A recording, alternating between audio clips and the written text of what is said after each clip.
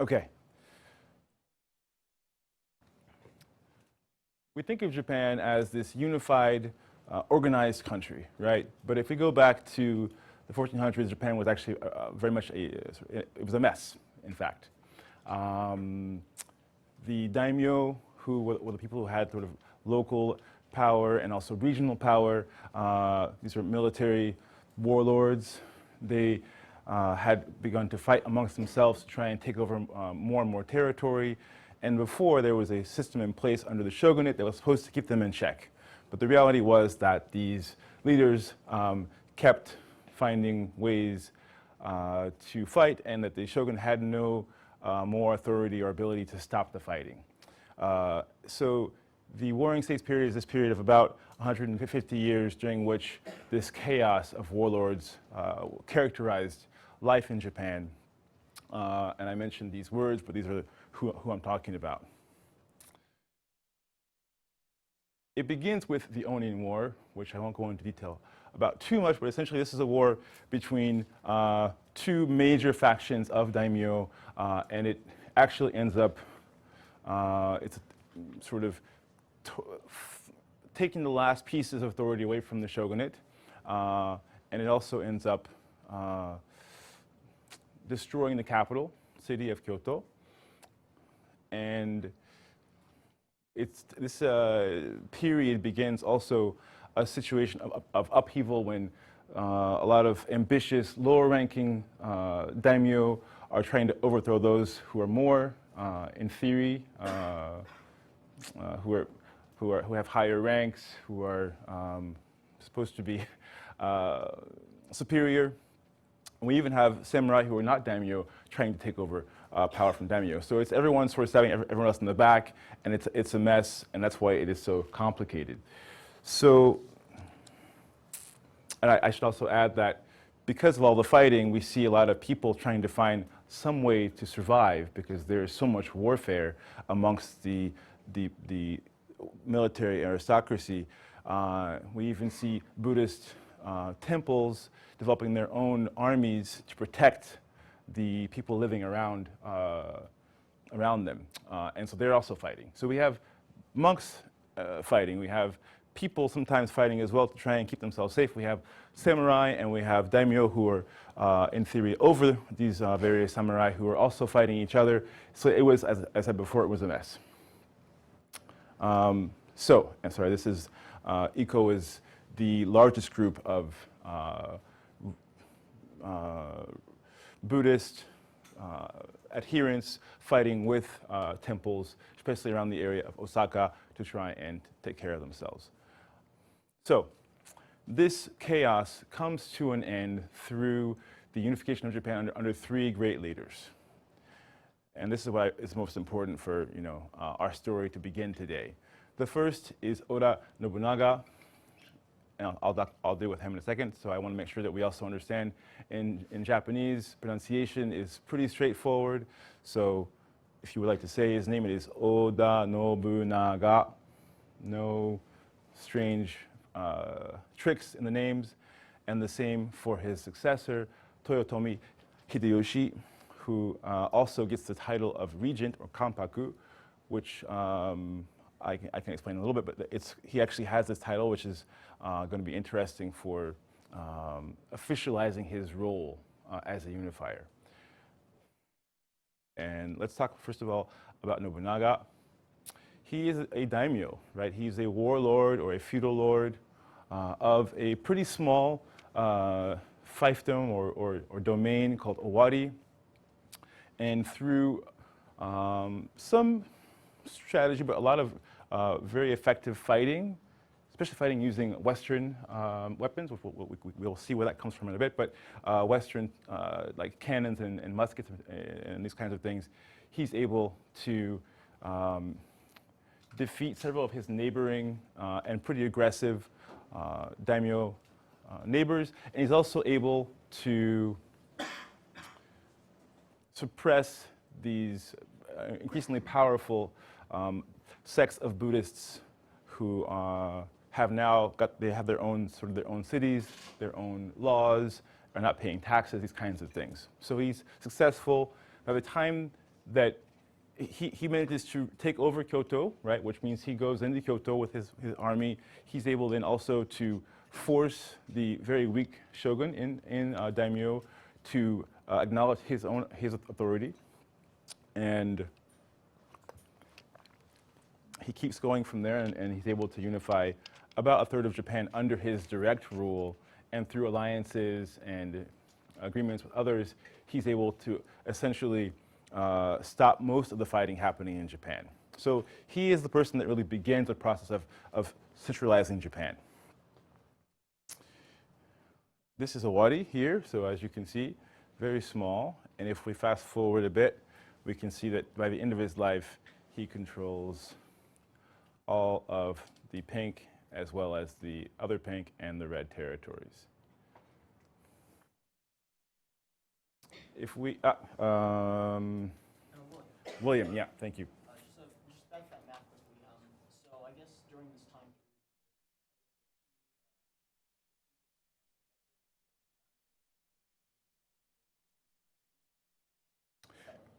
Good question. So at this point in time, no one cares about this plane. No one cares about it. It's a backwater, and I'll mention that in a bit. But this is where everything's happening. It's all happening here, and those who are located sort of here are trying to get more power over here, right? So it really is about the Kansai Plain. A very good question, and we'll see this developing more and more. The top general of the army of Nobunaga is Toyotomi Hideyoshi, who, unlike many of the high-ranking generals and other samurai, is of the peasant class. So he was a foot soldier, right?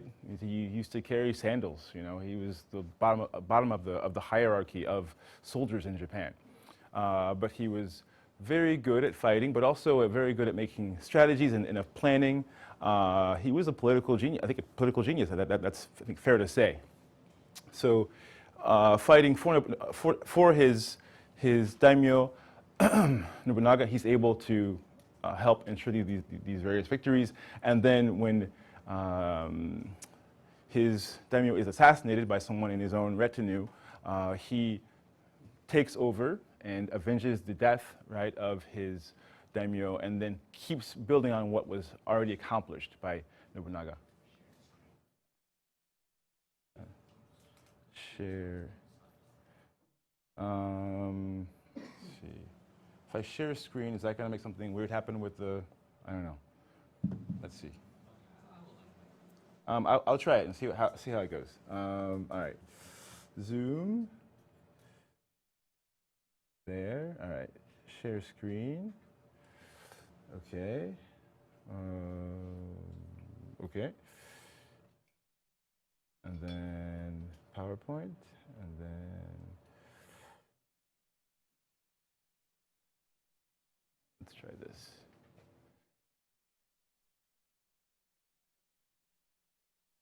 Okay.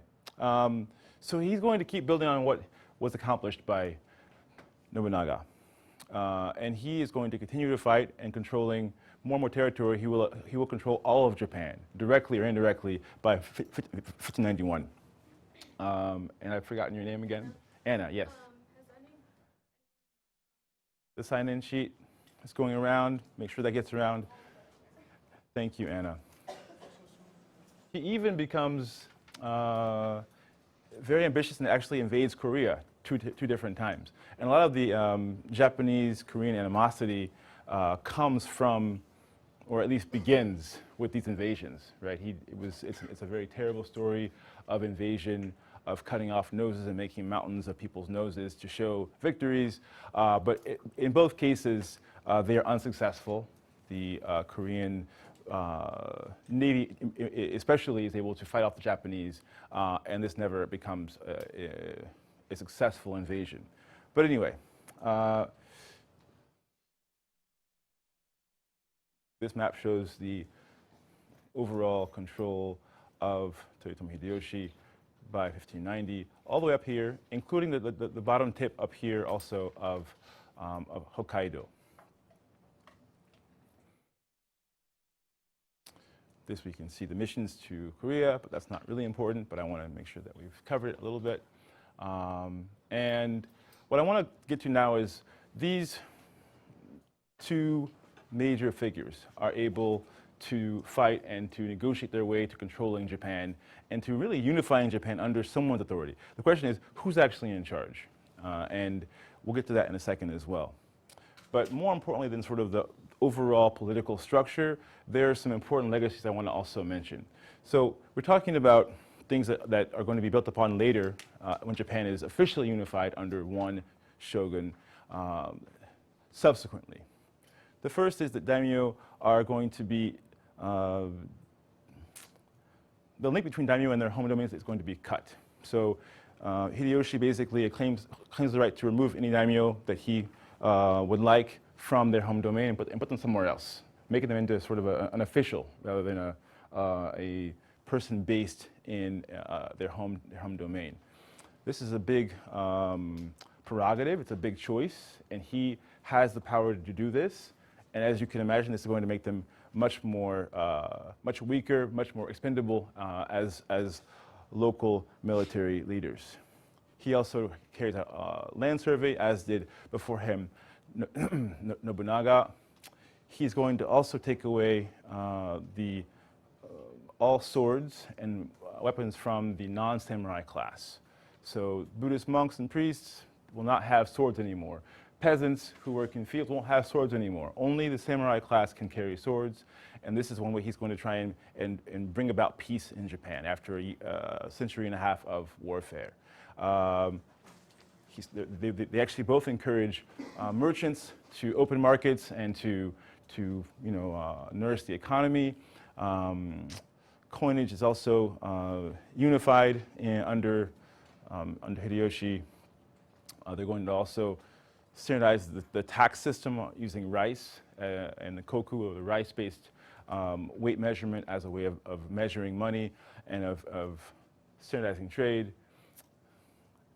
About halfway through his tenure as the regent or Konpaku, Hideyoshi is going to establish a system when he will bring the daimyo, but also their families, to his castle in Osaka and have them stay there, just so that he can sort of make sure that they're not doing anything bad.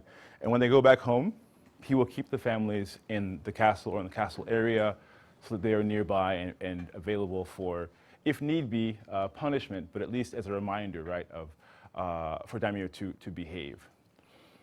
And he also prohibits alliances and marriages by all of the daimyo unless he himself agrees with that choice. So he's taking a lot of power for himself, and this has very important consequences. The third, and I guess most important unifier, is Tokugawa Ieyasu. His story is very interesting, but I won't go into it today in too much detail. But he is the son of a daimyo that is in a domain right next to. So this whole domain here eventually will be a Tokugawa domain. But anyway, mostly here in this part of what today we see here as Mikawa. And so basically he is born into a situation where his father is an opponent of Nobunaga. And so at some point his father gives him up for as a hostage in order to maintain peace with Nobunaga. And so he grows up partially in the household of Nobunaga, and then he is sent away, and he actually sort of chooses to go live far away up here, where there's not a lot of anything really, but he believes he can live and thrive in that area far away, and begins to build his own military team, his own structure, and also his own cities or villages at this point in time. And over time, he will become a pretty great, in his own right, a pretty great warlord. And as such, he and Hideyoshi are basically going to sort of agree not to fight. And that's where things are going to stay. So he is the most powerful daimyo in Japan after Hideyoshi, when Hideyoshi dies in 1898. Sorry, 1598. in order to ensure that Hideyoshi's son will reign, Hideyoshi creates a team of 5 regents who he thinks they're all daimyo. They will together ensure that no one of them is able to take power, right? But this doesn't work.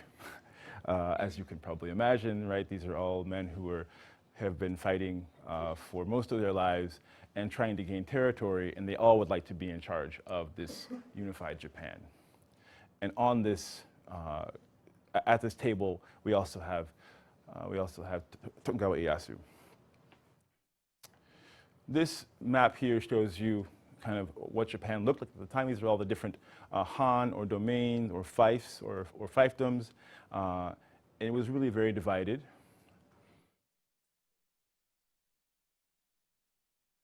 And what will happen is essentially these regions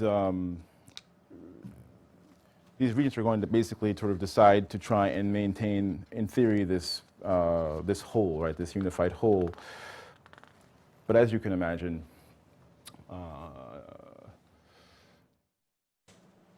it's war and politics, right? There is a desire to take over, and they will eventually stop this peace, and there will be open fighting between those who are supporting Hideyoshi's heir, who's too young right now to be, at that point, to be named shogun or anything else, and those who are supporting the politically astute Tokugawa Ieyasu.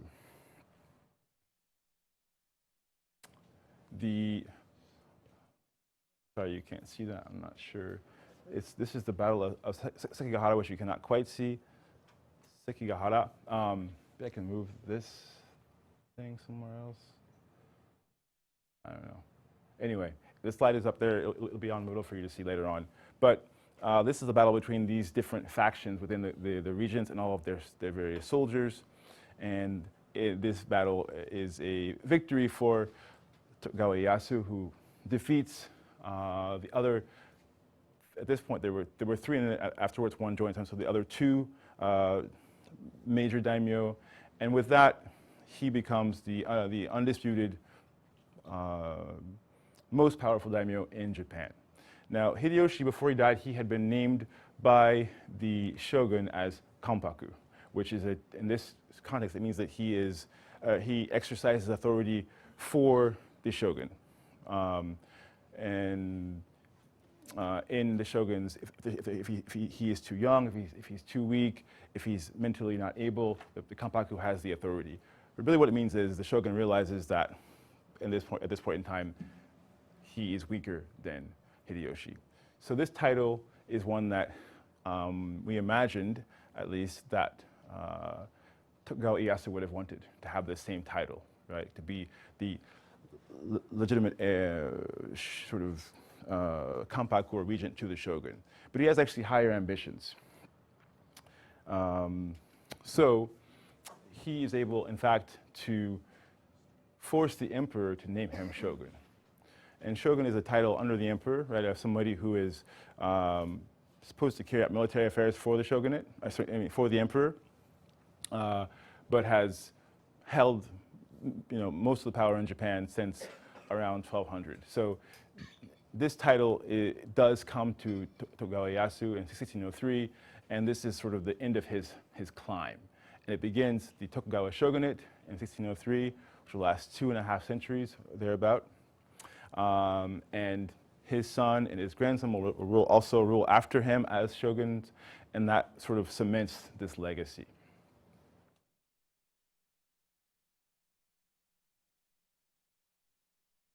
And during this early phase is the time period when we see this unified Japan, this culturally unified Japan, this economically stable Japan really taking shape. So I want to focus in on that a little bit.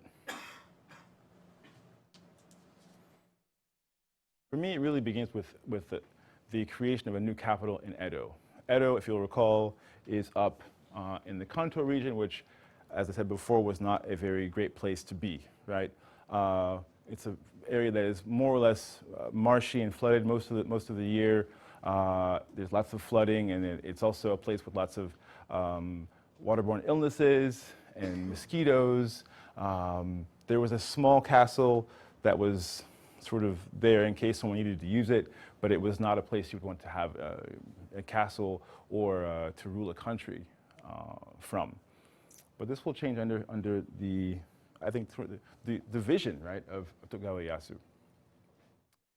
So he gets this castle as a way of sort of being appeased by Hideyoshi, but also of promising not to fight Hideyoshi. He goes to this castle in 1590, and he then takes over this area.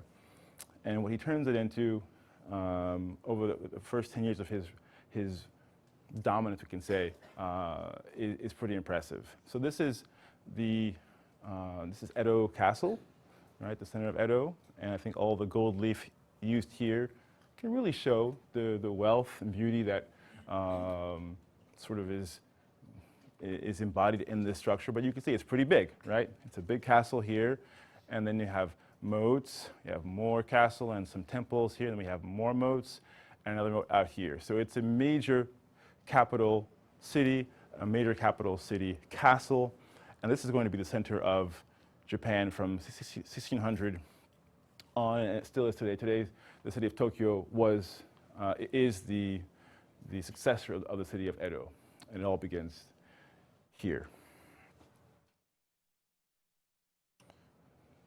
A close-up look at this castle.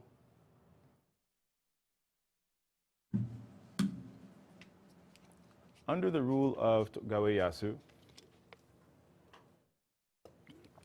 in the first 12 or so years of his reign, or I should say leadership, the city multiplies its population 10 times. So it's a great growth. It's some sort of almost unprecedented urban growth that we see happening in this fishing village. So much so that by 1720, Edo is the biggest city in the world, right? And this is Japan. It's not like a Western, well-known city like Paris or London. This is a East Asian capital that has surpassed other capitals in the world by 1720, and that this is the base on which today's Tokyo metropolis, right, which is the biggest in the world, urban center, is built. An interesting part of Edo's development is how the city was structured, and this also was not like an accident. It was carefully planned, and so we have an upper city, or the Yamanote, which is the upper city, which is the nicer area where the daimyo and the samurai are able to live. And then we have the Shitamachi, or the lower city, which is where where everyone else lives, the merchants, the craftsmen and artisans, who have each their own neighborhood based on what their trade is. The shoemaker district, the district for the neighborhood of potters, etc. And then there also are the districts for Buddhist and Shinto shrines, temples and shrines, which are actually, interestingly, right next to the red light districts for prostitution, and also the district for entertainment. So all these areas are mapped out pretty intentionally, and they're certified, and the government even tries to facilitate life in these areas by sort of making them very livable, with good sewage, by well-maintained roads, by what else? By good bridges over the various waterways that run through Edo, and these all help the city's growth and its prosperity as well. So this is Edo, a view of Edo, and as you can see, it's a very densely populated already back then, right, and pretty crowded major urban center. And the center is Nihonbashi, which is here, and this is the place where the commercial interactions mostly happened in Edo. And yes, you can also see this area here of Edo Bay it encompasses the city, and it is a big part of how the city will function. So I want to briefly discuss these different social groups because they are sort of geographically, they're in distinct locations, but they also have distinct places in society and within how things are going to function in Edo. So the merchants, for example, if you guys, I showed you all before like a triangle, a pyramid with sort of at the bottom, merchants were at the very bottom because they don't actually make anything, they just make money, right? And what we see here is that Edo is built around the idea of trying to favor the merchants, giving them good location to access the water, to be able to ship various goods and receive goods, be able to trade, to change rice into actual copper or silver coin as well. That's an important area for them as well. In this time period, we also see the creation of one of the world's first stock exchange markets. This is the rice market, which actually begins in Osaka, but which then will be expanded to Edo as well. We see the merchant class becoming very wealthy and doing well, and being able then to make loans to increasingly impoverished samurai, who are in theory far above them on the social and economic ladder. And this is why we see this, if you go to the Kabuki Theater, you will see you will see the merchants in the best seats in the house in the front row, which used to be reserved for those who were of higher birth, occasionally even samurai who were able to go to the theater.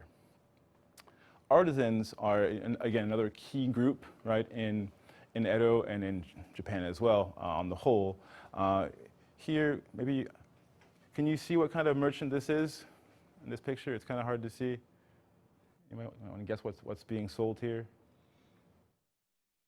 Shoes, yeah. So these are geita or sandal makers, and they have their own neighborhood as well.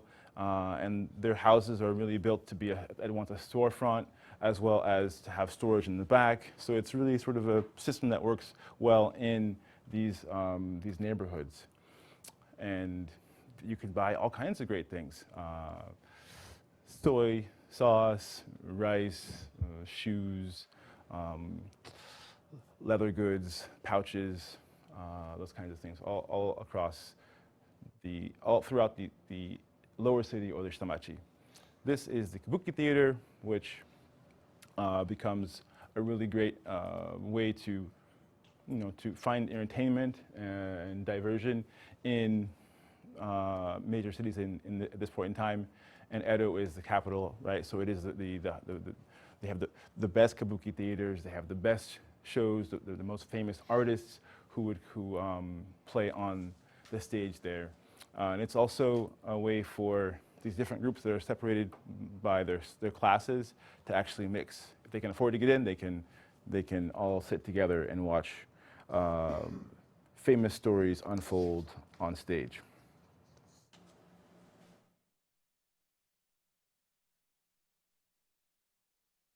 The entertainment district is sort of also includes a small zone in Tokyo. In Edo, it's called the Yoshiwara, and this neighborhood is a neighborhood where there are brothels, which are where oftentimes they're tea houses, and the tea house owners, they do contractually own the bodies of prostitutes. But you also have geisha, who are not prostitutes, who are courtesans, who are sexualized but not necessarily engaged in sexual acts, and who are using a lot of imagery and symbolism to ply their trade and to attract the attention and the wealth of men. This actually is a level even higher than the geisha class. With an O. Anyway, as a student once actually, and we discussed this once, but anyway, this is someone of the larger geisha order walking through the street, as we see here. The image of the geisha really is tied to this larger effort to describe the fleeting, beautiful life and the pleasure of the so-called floating world, a world that is coming and going, a world of pleasure in the now, sort of hedonistic, that can be sought in the pleasure quarters in Edo. And that's why we see so many of them painted or drawn or etched in this time period. I've mentioned these groups already. People living closely together in a zone that has so many earthquakes, right, as we discussed before, can only lead to catastrophes, right? And this is what we see again and again in Edo. We see a lot of earthquakes that then lead to fires.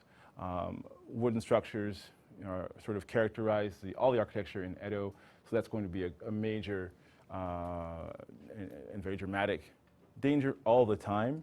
The great Mereki fire of 1657 claims 100,000 lives, and the sort of wood structures are a key part of that. And this is a cycle we'll see happening again and again, the wood structures after an earthquake that catch fire and create death in Edo, or future it'll be Tokyo, or other places like that as well. But we have it for the first time happening in this urban center in the mid 17th century. I want to talk next about connectivity. Because Japan is mountainous, the roads are essential to bringing people together, bringing the language into sort of a unified line, allowing goods and information to travel, and eventually allowing people to have a shared national identity. And these roads actually also come about during this time period. Here we can see the Gokaido, or the 5 major roads, and these roads run for the most part right between this new capital, Edo, and the old capital of Kyoto, along the sea coast. This is the Tokaido, or the East Sea pathway or road. And there are other ones here as well, Nakasendo and the Oshusendo as well. But these are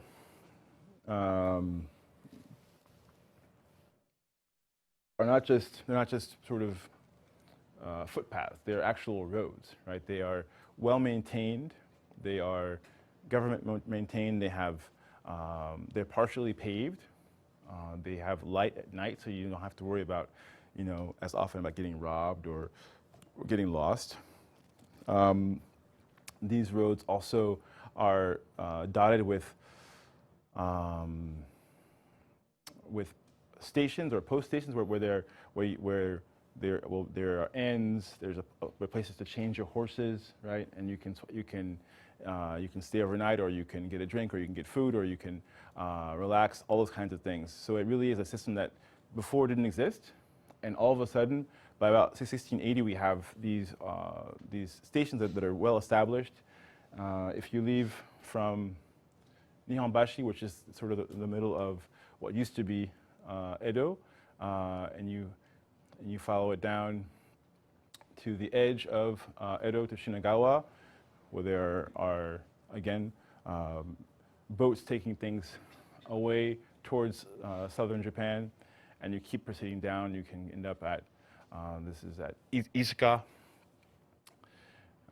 more rural, as you can see, and here we are at Odawara, which is further down, close to the Izu Peninsula, and can keep going down to Kambara here, which is kind of not far from Mount Fuji, which is probably over in the background somewhere, but we can't see it, maybe over there. And eventually end up at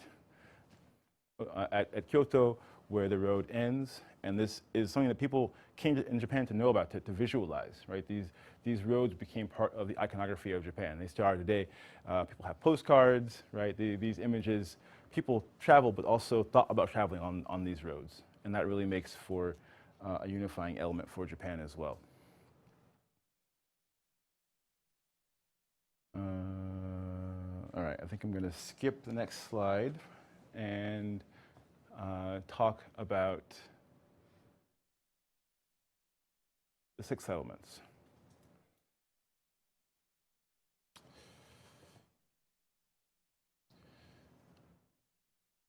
Tokugawa Ieyasu, he built a castle. He developed a major city. He used his military authority to keep peace.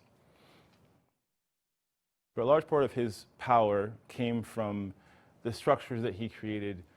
He built institutions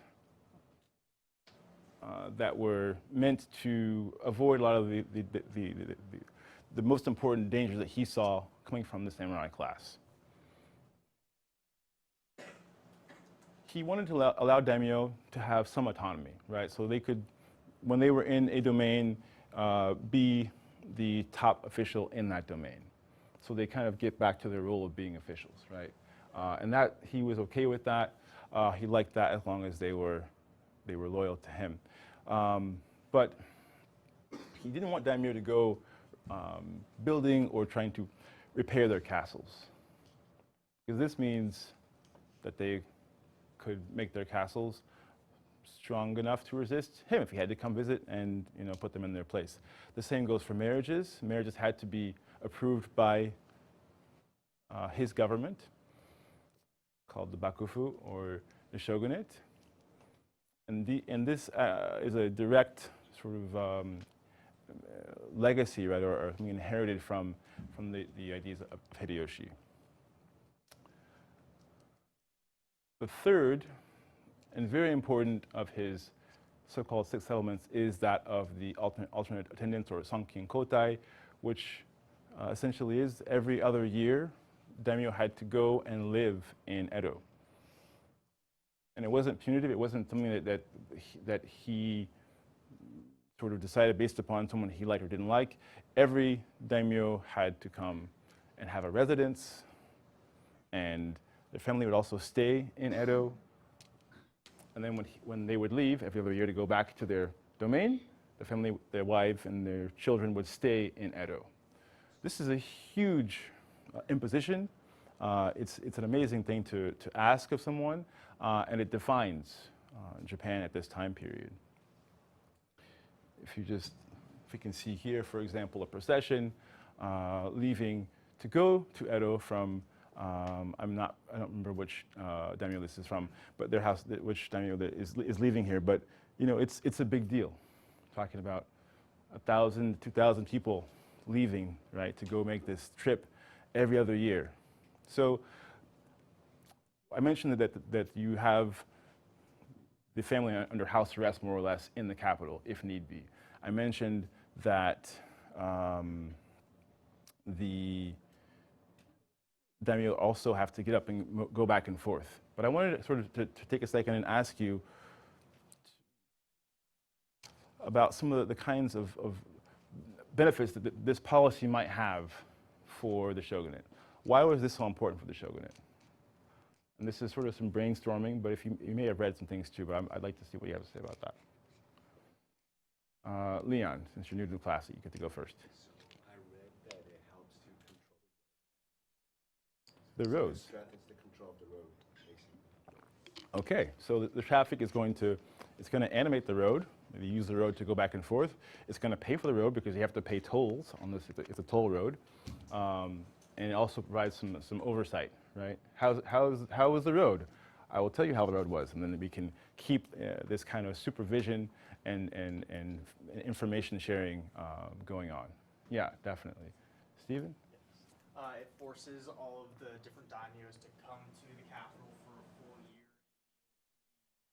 First with by the shogunate and have that total control. Oh, I just trust you in your domain. You'll do it as I say. No, you physically have to come here and see. Okay, yeah. So there's no sort of ambiguity here, right? The shogunate is going to see you every other year a lot, right? And he's going to tell you what he needs to tell you, or the others in the government will tell you what they need to tell you. And there is no question who is in charge here, right? And every year when you come, you're re-emphasizing that. You're sort of cementing that role, that superior relationship, definitely. William?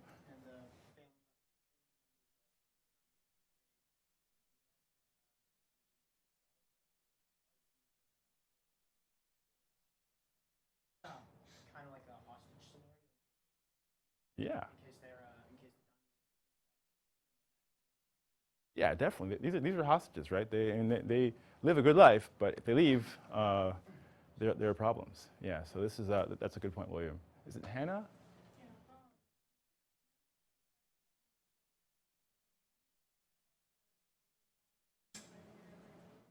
How so?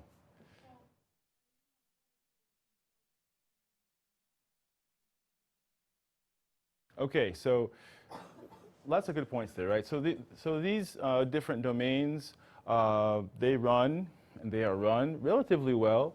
The daimyo, they are somewhat important to the actual management of these other domains.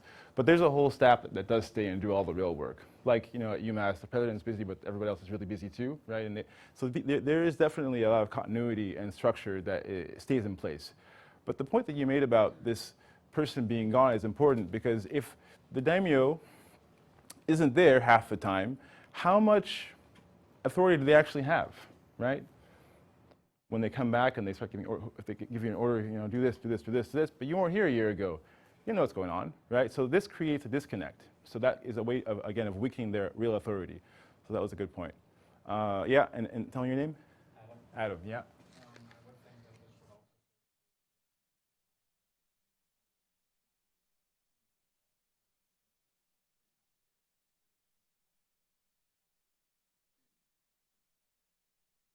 Okay, right, so Edo becomes the real capital, right? If all of the daimyo are there, right? If all the money seems to be going through there, right? If the shogun is there,